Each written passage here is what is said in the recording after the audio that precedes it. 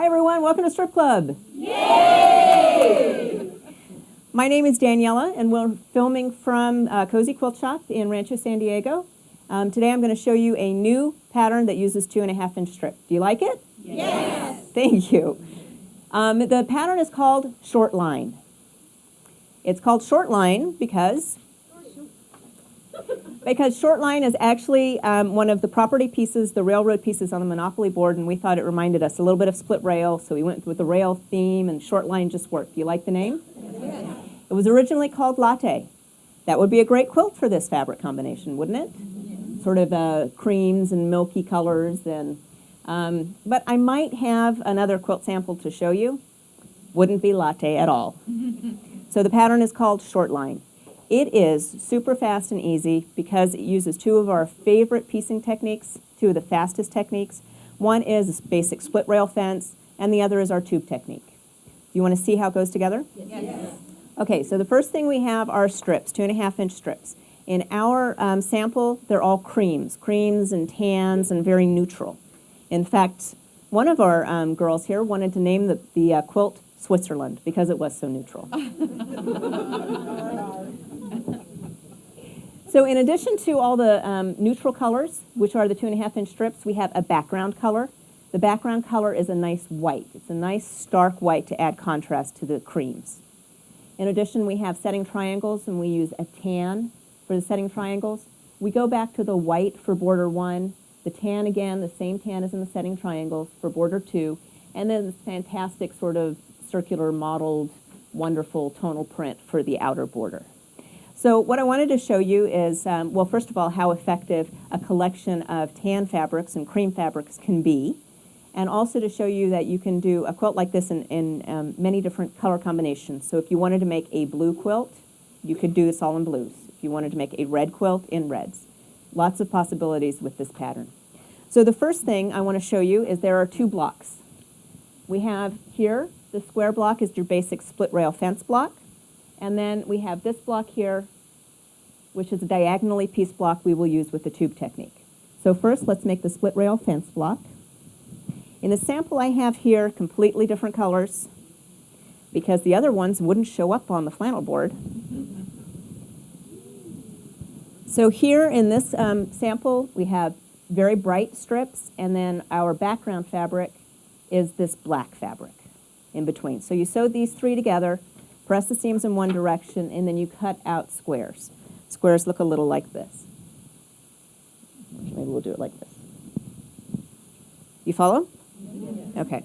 So you make a bunch like that. There's your basic split rail fence.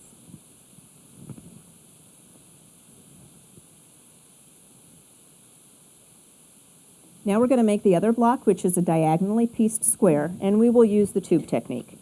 The tube technique is made easier with our strip tube ruler. We have two options. One is the strip tube ruler senior. We call him senior because he came first. He goes up to 9.5 inches. We also have junior. Senior does everything junior does. Junior is just smaller and a more convenient size. This is a perfect pattern to use junior. There's measurements down the side, and I'll show you how to use those. So the first thing for the tube technique is we sew two 2.5-inch strips together to create a strip set like this. So a bunch of strip sets, the pattern will tell you how many. Now you take two of those strip sets and put them right sides together. You sew a 1/4-inch seam up along the top and the bottom to make a tube. So you may not be able to see the stitching, but they're stitching 1/4-inch seam up along the top here and 1/4-inch stitching down along the bottom to make a tube. So in this tube, there's 4 strips sewn together. You follow? Mm-hmm. Okay. And we take our strip tube ruler. Let's use Junior because he's just so cute. We're going to place the designated line on the bottom stitching line, cut up and down to cut out a triangle. Are you guys ready? Yes. Okay. So your triangle looks a little like this. You pull it away from your strip set and you open it up to reveal your diagonally pieced square. Brilliant. Oh, well done. Very nice. So this diagonally pieced square is exactly what you need for the quilt. The next time you cut will be off the top stitching line. So my $10 tip, when I tell you, cut off the top stitching line, you might notice that that's a bit of an awkward cut with your rotary cutter. If you had to do this on your cutting mat, you'd be able to make this cut easily enough, but that one's kind of awkward. So the easiest thing to do is to flip your tube so that that top stitching line becomes your same bottom stitching line, and now you can cut off the bottom. You follow that? Up and down, cut out a triangle. Triangle opens up into a tube, to a square, to get your diagonally pieced square like that. Really? Your diagonally pieced square like that. Brilliant. Oh, that's so good. Very nice. Now the quilt is set on point, so everyone has to look at the quilt straight on and then tilt your head slightly like that. You did that? Oh, you did do that. Very nice. When we put the quilt together, we will sew it together by rows. This is the first row. You'll notice here's your split rail block, and then on each side we have the setting triangles. Oh, by the way, cut your setting triangles. Pattern will tell you to do it. So this is your first row. The 3 pieces like that, a square and 2 setting triangles on each side. Your second row will be this one. Now notice we have the setting triangle, a split rail, the diagonally pieced square, setting split rail again, and then back to the setting triangle. So this completes one row. I'll show you when you lay it out, and the pattern has the layout 45-degree turn so you can better picture it. It'll go like this.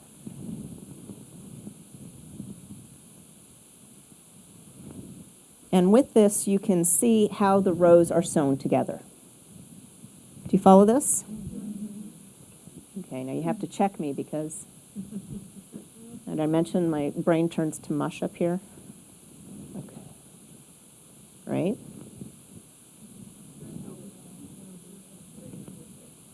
This? Okay, let's do that. Okay, how's that? Now the reason they're telling me to turn it the other way is because this particular pattern, the diagonally pieced squares alter.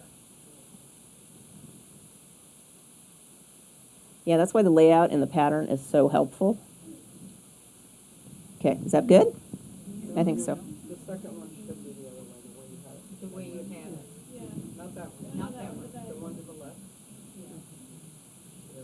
Yeah. Yeah. That one goes like that.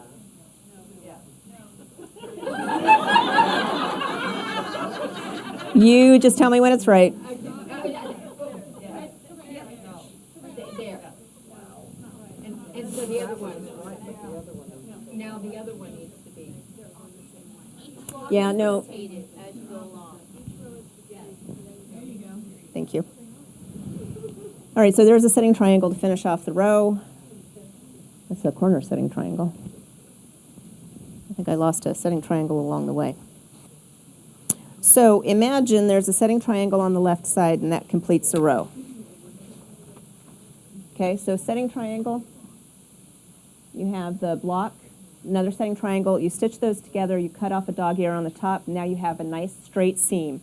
So when you have this row, which will also have a setting triangle together, when you sew this row to this row and you grow the quilt, it'll be square when you turn it 45 degrees. So that's the magic of On Point, very simple. Now let's look a little closer into the quilt, and I'll show you why we were talking about the direction of those diagonally pieced squares. Notice in this one, on the far right one, it's horizontal, and then it goes vertical, and then horizontal and vertical. And if you look into the next row, it alternates. So now this one's vertical, and then horizontal and vertical and horizontal. It's just another design element to give the quilt interest. And also, I think it also gives the effect of railroad crossing, part going back to the short line rail theme. So you see they are very two simple blocks, easy to put together and made more striking by the fact that it's put on point. Once you sew all the rows together diagonally, you'll put your corner pieces on last, square it up by putting your ruler up against the edge with a 1/2-inch measurement, and then making all the edges even. Now you have a square quilt. Then when you add border 1, measure the length of the quilt in 3 places, get the average measurement, and piece your borders to that size. That'll help keep it square, attached to the right and to the left, and then repeat, getting new measurements for the width of the quilt and in 3 places, find that average, and then piece your border to that width attached to the top and to the bottom. Repeat for border 2 and for border 3. Because it's on points tend to stretch a little bit more. Even though the way we cut the setting triangles, it is straight of grain on the outside, even so they tend to stretch. So it's always nice to measure your quilts and put your borders on to the proper measurements instead of just slapping them on and pulling the quilt a little funky, a little wavy. So repeat that technique for border 1, 2, and then border 3. All the instructions are in the pattern. And then my 3 favorite words: layer, quilt, bind. And enjoy. 4 words. Does anybody have any questions on how to put this together? No questions? I've done that good a job? Because it's that easy, right? So, can you imagine it in other colors? Can you imagine it in these colors, I wonder? Do you see where we're going with this?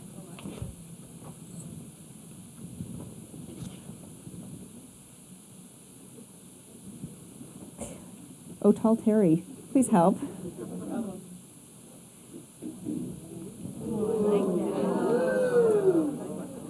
Different? Striking? Beautiful? Higher? I asked for height for my birthday. I didn't get it. You get it? Oh, maybe I'll get it tomorrow. Yay. She's oscillating. So here we have brighter strip fabrics, that sort of confetti on black for the background fabric. And then we have setting triangles, and then this terrific floral border that started the whole thing, because you know how much we love to do that. We start with the border and then pull the strips to match to create that outer border. Can I see? Oh, it's lovely. And they want to see the back, so if you don't mind, Terry, can we show off the back?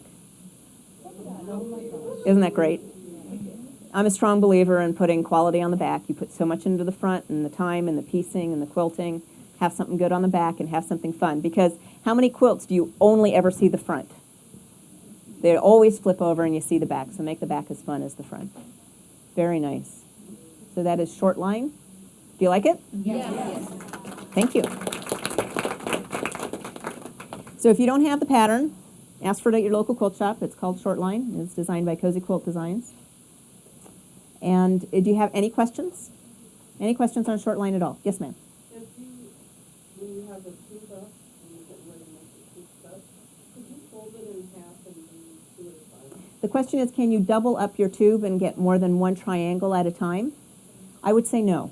You really want that accuracy on the stitching seam, and there's no guarantee that the stitching seam for your top will be the same as for your bottom.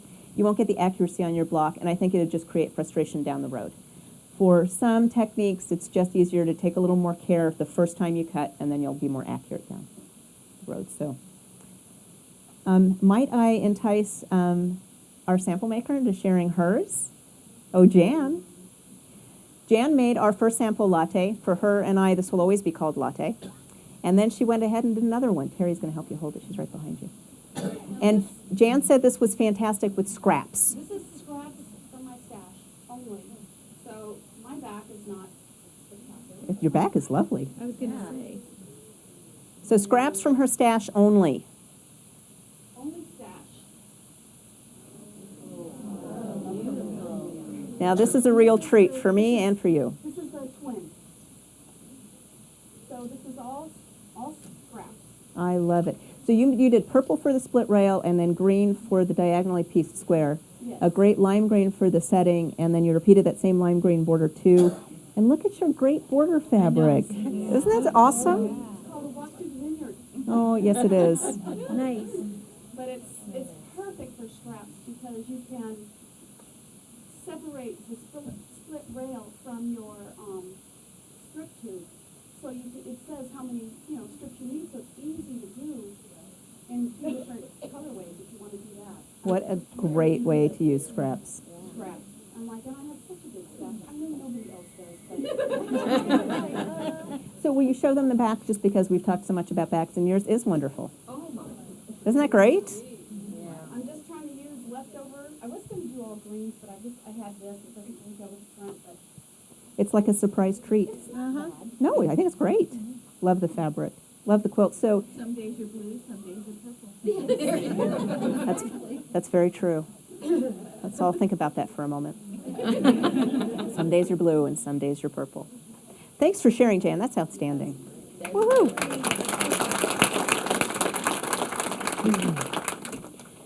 Any other questions? Yes, ma'am. You want to see the back of the ones hanging? Oh. Oh. Sorry, we'll just flip it over this way.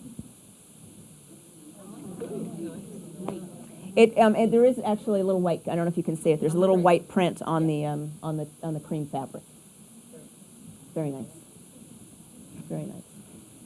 So, if there's no other questions, thank you for coming, and join us again next month when we'll do another pattern that uses 2.5-inch strips.